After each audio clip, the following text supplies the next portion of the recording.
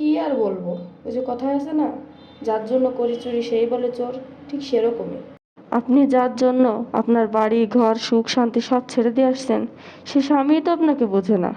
অথচ সংসারে একটা ভুল হোক, কোনো একটা অন্যায় করুন, দেখবেন স্বামীর আসল রূপ কী। ঠিক আছে? যার জন্য আপনি এত কষ্ট করবেন, কিন্তু সেই স্বামী আপনাকে বুঝবে না। তার ফ্যামিলি, তার আত্মীয় স্বজন আপনাকে হাজার কটু কথা বলুক, সে বলবে মানিয়ে নাও, গুছিয়ে নাও, ও একটু বলে, এতে কোনো সমস্যা নেই, ওগুলো বাদ দাও, ওগুলো কানেই নিয়ে নাও। কিন্তু যখন আপনি একটা ভুল করবেন, তখন আপনাকে কিন্তু ছেড়ে কথা বলতে সে একটুও দ্বিধাবোধ করবে। যার কাছে আপনি সকল অন্যায়ের বিচার দিবেন, তখন দেখবেন সেই আসলে অন্যায়ের মূল প্রতিষ্ঠাতা, সেই আসলে সব কিছুর প্রশ্রয়দাতা। তখন আপনি কি করবেন? কিছুই করার নাই।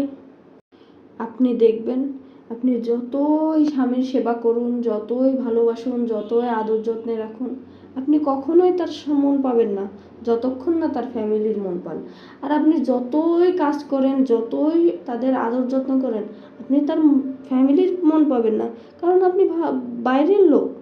আপনি যত যাই করুন, আপনি বাইরের লোক, বাইরের লোকই থাকবেন, কখনো ঘরের হতে পারবেন না। তাই হাজারো ভালোবাসা দিন না কেন, আপনার প্রাপ্য সম্মান আপনি কখনোই পাবেন না। তাই নিজের সম্মান নিজে অর্জন করুন।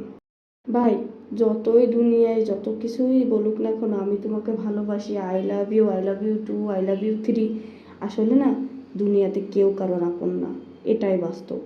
কেউ কারোর আপন না।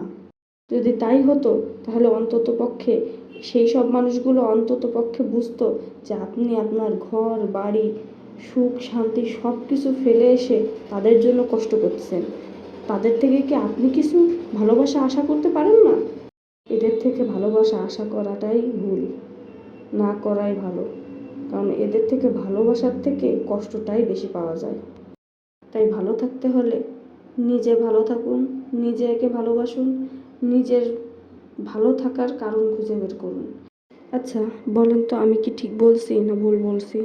এরকম পরিস্থিতিতে আপনারাও কি পড়েন না? এরকম পড়লে আপনারা কি করেন? আমাকে একটু কমেন্ট করে জানান। বাই দ্য ওয়ে, ভিডিওতে যেসব হেয়ার ক্লিপগুলো দেখছেন, ওগুলো আমার নিজের বানানো।